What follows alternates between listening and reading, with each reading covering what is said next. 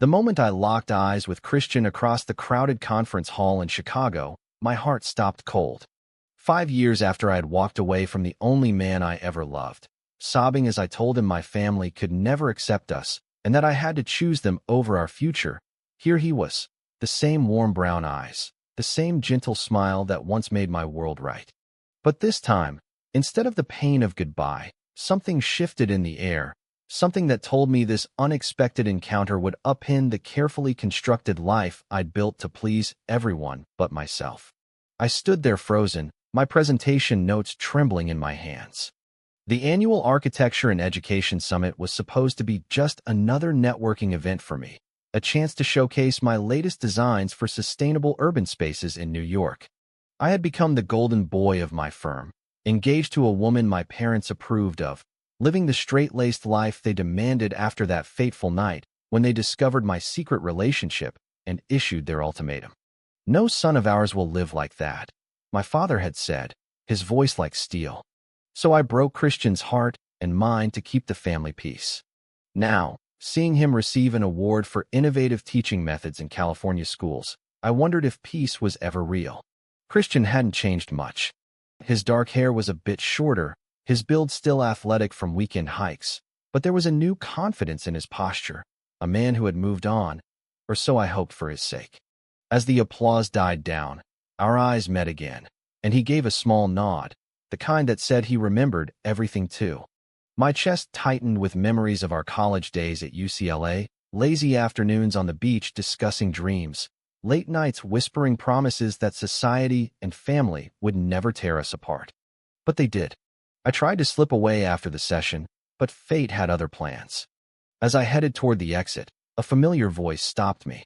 "Alexis? Is that really you?" Christian's tone was calm, but I could hear the undercurrent of surprise and something deeper, unresolved. I turned, forcing a smile that didn't reach my eyes. "Christian, congratulations on the award.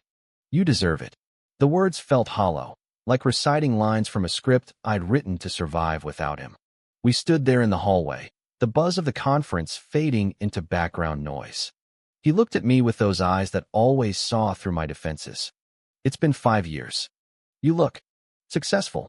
How's life in New York?" He didn't mention the engagement ring I wore or the breakup. He didn't need to. The silence between us said it all. I nodded, clutching my briefcase like a shield.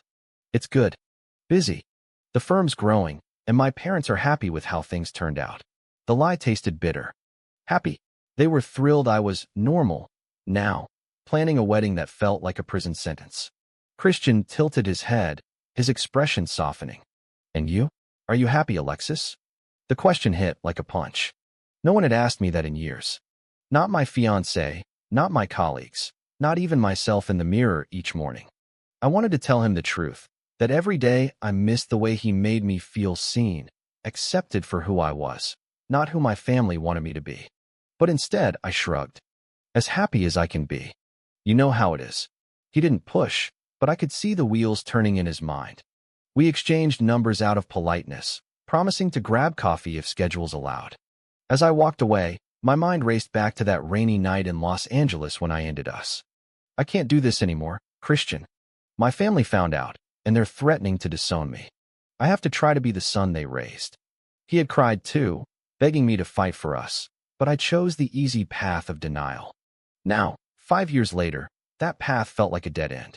The rest of the day blurred into meetings and small talk, but my thoughts kept drifting to him. By evening, my phone buzzed with a text from an unknown number, his. "It was good seeing you. If you're free, maybe we can talk properly tomorrow? No pressure." My finger hovered over the reply button. Saying yes could open old wounds, but ignoring it felt like running away again. For the first time in years, I felt alive with uncertainty. What if this reunion wasn't a coincidence? What if it was the universe giving me a second chance to face the man I never stopped loving? I replied before I could overthink it. "Coffee at 10? The cafe by the lake." The next morning arrived too quickly. I arrived early, nerves twisting in my stomach as I watched the door. Christian walked in right on time, wearing a simple button-down that reminded me of our old dates. We ordered lattes and sat by the window overlooking Lake Michigan, the city skyline sharp against the blue sky. At first, the conversation stayed safe. My latest project, his students, the weather in Chicago versus California. Then he asked the question I dreaded. Are you really getting married, Alexis? To her. I stared into my cup, the steam rising like the walls I'd built around my heart. My parents introduced us. She's nice. Stable. The words sounded pathetic even to me.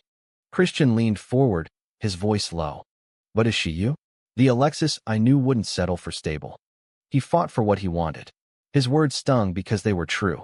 The old me had dreamed of designing homes for people like us, safe spaces where love didn't need hiding. Now I designed corporate towers that felt as empty as my life. A misunderstanding crept in before I could stop it. My phone lit up with a text from my fiancée, Sarah, reminding me of a family dinner call later. Christian saw the name and his face tightened. Looks like you're busy. I shouldn't have suggested this. He started to stand, and panic hit me. Wait, it's not like that. It's complicated. But the damage was done. He nodded politely and left, leaving me alone with the coffee growing cold. That night, I lay in my hotel room replaying every word, wondering how one glance after 5 years could crack the foundation of the life I'd forced myself to live. The pressure from my family had never really left. It had just gone underground, waiting for this moment to resurface. The misunderstanding lingered like fog over the lake the next day. I texted Christian an apology, explaining that Sarah was more of a family arrangement than a love match, but his reply was short. I get it. Life moves on. It felt like a door closing again, and the old pain rushed back. I spent the morning in back-to-back panels, but my mind was elsewhere. During a break, I ran into an old college friend, Marcus, who had known us both back then. Saw you talking to Christian yesterday, he said, clapping my shoulder. Man, that breakup hit him hard. He never really dated after you left. The revelation hit me like a wave. Christian had stayed single all these years. The thought both warmed and terrified me. I found him at the awards luncheon, sitting alone at a table near the back. Can we talk? Really talk this time? I asked. He hesitated but nodded. We stepped outside onto a terrace overlooking the river, the wind carrying the distant sound of traffic. I didn't fight for us back then, I admitted, my voice cracking for the first time in years. My dad threatened to cut me off completely. No college money, no contact with my siblings. Mom cried every night, saying I'd shame the family name. I was 23 and scared. I chose the path of least resistance. Christian listened without interrupting, his hands gripping the railing. When I finished, he turned to me, eyes glistening. I waited for you to change your mind for 2 years, Alexis. Then I had to move on for my own sanity. Teaching in California helped. The kids keep me grounded. We talked for hours, sharing the pieces we'd missed. He told me about the small apartment he rented near the beach, the volunteer work he did with LGBTQ youth groups, the way he'd built a quiet life that honored who he was even if it felt incomplete without me. I confessed the sleepless nights in New York, the fake smiles at family gatherings, the way Sarah sensed something was off but never pushed because she wanted the same approval I did. As the sun dipped lower, Christian reached out and squeezed my hand once, a brief touch that sent electricity through me. I'm not here to complicate your life, he said softly. But seeing you again. It reminds me what real felt like. That evening we walked along the river walk, the city lights reflecting on the water like scattered stars. For the first time in 5 years I felt seen. But secrets began to surface when Marcus texted me later. Hey, just so you know, Christian's been dealing with some family stuff too. His mom got sick last year, cancer. He's been sending money home while keeping his own life private. The betrayal of not knowing this stung. Why hadn't he told me? I confronted him gently over dinner the next night. You didn't mention your mom, I said. Christian's fork paused. I didn't want pity. You had enough on your plate with your own family. The misunderstanding deepened when I pressed too hard, accusing him of shutting me out the same way I had shut him out years ago. He stood up, voice tight. You left me, Alexis. Don't act like I'm the one keeping secrets now. We parted on tense terms, but the pull remained. Back in my room, I stared at old photos on my phone. Us laughing on the beach, arms around each other without a care. The psychological weight pressed down. Every decision I had made to protect my family had cost me the one person who truly accepted me. Christian's sacrifice for his own mother mirrored mine. Yet here we were, two men still carrying the scars. The next morning he texted, "Meet me at the pier? I think we both owe each other the truth." I went, heart pounding, knowing this conversation could either heal us or break us for good. The wind off the lake felt like a fresh start, but I knew the real test was coming, facing the families that had driven us apart in the first place. The pier stretched out over the water, wooden planks creaking under our footsteps as Christian and I walked side by side. Seagulls cried overhead, and the morning sun painted the skyline gold. "My mom beat the cancer," he said quietly, "but the bills nearly wiped us out. I took extra shifts, skipped vacations, all while pretending everything was fine at work. I didn't tell you because I didn't want you to feel obligated after what happened between us." His honesty cracked something inside me. I stopped walking and faced him. "I get it. I hid too. Hid how much I regretted leaving you every single day. My engagement to Sarah. It's a shield. My parents keep pushing the wedding date, talking about grandkids like it's the only future that matters." We sat on a bench, shoulders touching, and the conversation flowed deeper. Christian shared stories of his students, one boy in particular who reminded him of us, struggling with identity in a small-town school. "I helped him come out to his parents last semester," he said. "It didn't go perfectly, but he's happier now." Made me realize I never got my own happy ending. The words hung between us, heavy with possibility. But then came the misunderstanding that nearly ended everything again. My phone rang, my sister Emily calling from Ohio. I answered without thinking, and Christian overheard her say, "Mom and Dad are so excited about the wedding venue. You finally did the right thing, big brother." He pulled away, jaw clenched. "Sounds like you're still choosing them." I hung up quickly, explaining it was just family pressure talking, but the damage was done. Christian stood, hands in pockets. "5 years ago you chose them over me. Now you're engaged, and still letting them dictate your life. What are we even doing here, Alexis?" He walked away, leaving me alone with the waves lapping below. The betrayal I felt wasn't from him. It was from myself. That afternoon, I skipped the afternoon sessions and wandered the city, replaying every choice. My friendship with Marcus, once solid, now felt strained when he called to check on me. "You two were always endgame," he said. "Don't let family expectations ruin it twice." His words echoed, but doubt lingered. By evening, I couldn't take it anymore. I showed up at Christian's hotel unannounced. He opened the door, surprised but not angry. We talked until midnight, this time without walls. He admitted the real secret he'd kept. After the breakup, he'd written letters to my parents, begging them to understand, but they never replied. "I thought if I could just make them see how much I loved you, they'd change," he confessed. The revelation shattered me. My family had hidden that from me, letting me believe the decision was purely mine. The psychological toll hit hard. Anger at them, guilt toward him, and a fierce determination to stop running. "I don't want to lose you again," I said, voice breaking. Christian pulled me into a hug, the kind that felt like coming home. "Then don't." But this time we face it together. The turning point came the next day when my boss offered me a major project in Los Angeles, right near where Christian lived. It felt like fate intervening.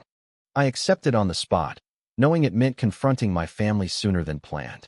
We spent the last day of the conference exploring Chicago together, laughing like old times, the tension melting into something hopeful. Yet I knew the real battle waited back home. My parents had already booked flights to New York for a surprise visit to discuss wedding plans. Christian squeezed my hand as we said goodbye at the airport. "Call me when you're ready. I'm not going anywhere this time." As the plane took off, I stared out the window, the clouds below mirroring the storm inside. 5 years of hiding had led to this moment. Now I had to decide if I was strong enough to rewrite my destiny. Landing in New York felt different this time. Heavier, like the city itself knew my secret was cracking open. Christian's words echoed in my mind during the cab ride home. "I'm not going anywhere this time." I unpacked, then immediately called my parents to delay their visit, buying myself a few days to think. But secrets have a way of surfacing.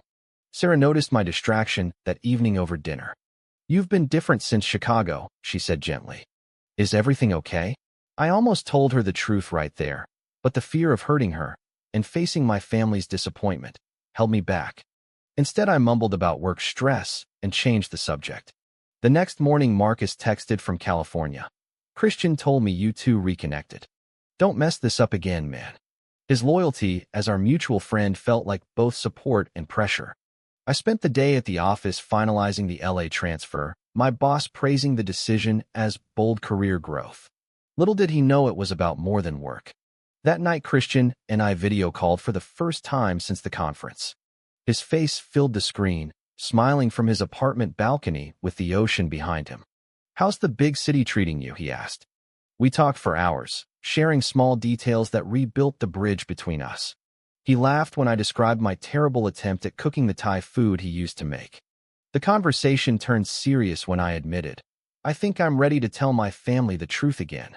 This time for real. Christian's expression softened. You don't have to do it alone. But only if you're sure.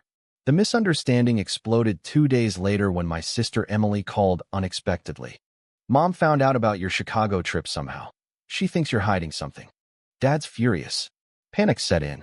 I hadn't told anyone about Christian, yet somehow the family grapevine had twisted the facts. I drove to my parents' house in Ohio that weekend, the long drive giving me time to rehearse. My father greeted me at the door with crossed arms. What's this about you skipping family events for some conference? The confrontation escalated quickly. I tried explaining the work opportunity in LA, but Mom started crying, bringing up the past. We thought you left that lifestyle behind, Alexis. Don't throw away everything we've built for you. The words cut deep, reopening old wounds. I left without telling the full truth, feeling like a coward again. Back in New York, Christian sensed my withdrawal during our next call. You sound off. What happened? When I explained the visit, he went quiet. I won't push you, but hiding us again. It hurts the same as before. The psychological weight of his quiet disappointment nearly broke me. I spent the night pacing my apartment, flashbacks hitting hard. The night I packed my bags at UCLA, Christian begging me to stay, my father's voice on the phone threatening to stop paying tuition. This time the stakes were higher. My career, my engagement, my entire identity. The betrayal came from within when Sarah confronted me the next evening. I know there's someone else. Your sister mentioned a name, Christian. The secret was out, not by my choice, but through family gossip. Sarah cried, but surprisingly she wasn't angry. I always felt something was missing. I deserve someone who chooses me fully. Her grace only amplified my guilt. I called Christian immediately after, voice shaking. Everything's falling apart, but I don't want to lose you. He listened, then said the words that became my turning point. Then come to California. Start fresh. But you have to face them first, not for me, for you.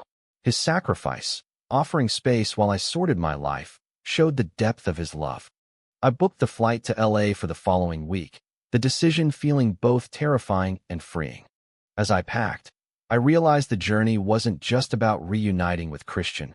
It was about finally accepting the man I'd been running from all these years. The city lights outside my window blurred through tears, but for the first time, they felt like stars guiding me home. The flight to Los Angeles felt like crossing into a new chapter. Christian picked me up at LAX, his hug lasting longer than necessary, the California sun warm on our backs. You came, he whispered, and in that moment the 5 years of separation melted away. We drove to his apartment near the beach, windows down, the ocean air filling the car with salt and possibility. That first night we talked until dawn, no misunderstandings this time, just raw honesty. He showed me the letters he'd written to my parents years ago, still unopened in a drawer. I kept them as proof I tried, he said. Reading them brought fresh tears. His love for me had never wavered.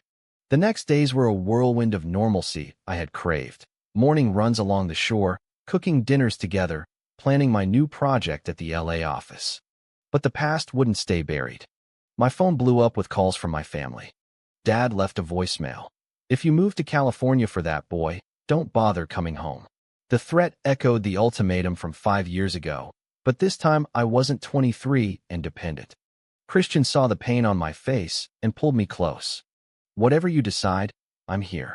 His unwavering support gave me strength.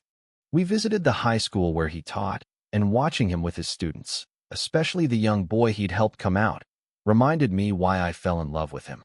His dedication to acceptance wasn't just personal, it was his life's work. The climax built when my parents showed up unannounced at my new LA apartment 2 weeks later. They had flown across the country, faces tight with determination. "We came to bring you home," Mom said, eyes pleading. The confrontation in my living room was raw and cinematic in its intensity. Dad paced, listing every sacrifice they'd made: college, my first job, the family name. "This lifestyle will destroy you," he insisted. Christian stood beside me, silent but present, a quiet pillar. I finally spoke the truth I'd rehearsed in 1,000 sleepless nights. "I love him. I've always loved him." Pretending otherwise almost destroyed me. The room went still. Mom cried, Dad's face hardened, but I didn't back down. "I won't choose between you and my happiness anymore. If you can't accept me, accept us, then I have to let you go." The emotional peak hit when Dad turned to leave, but Mom grabbed his arm. "Wait. Our son is standing here fighting for his life. Maybe we've been wrong." It wasn't full acceptance yet, but it was a crack in the wall. Christian squeezed my hand, tears in his own eyes. The sacrifice came when I offered to fly back with them for a family meeting, giving Christian space if he needed it. "No," he said firmly. "We do this together or not at all." His decision to stand by me despite the risk of rejection showed the depth of his growth. We drove to Ohio the following weekend, the car ride tense but united. My siblings were waiting, Emily already on my side after our earlier talks. The family dinner turned into hours of tears, accusations, and finally, tentative understanding. Dad didn't hug me, but he didn't walk out either. "I don't get it," he admitted, "but you're still my son." Back in LA, Christian and I stood on the beach at sunset, waves crashing softly. The psychological scars remained, but they felt lighter. Friendships had been tested. Marcus flew out to celebrate, his loyalty stronger than ever. The journey had forced every decision into the light. The breakup, the secrets, the betrayals by silence, the sacrifices made in love. I had grown from the scared young man who ran away to someone who chose himself without apology.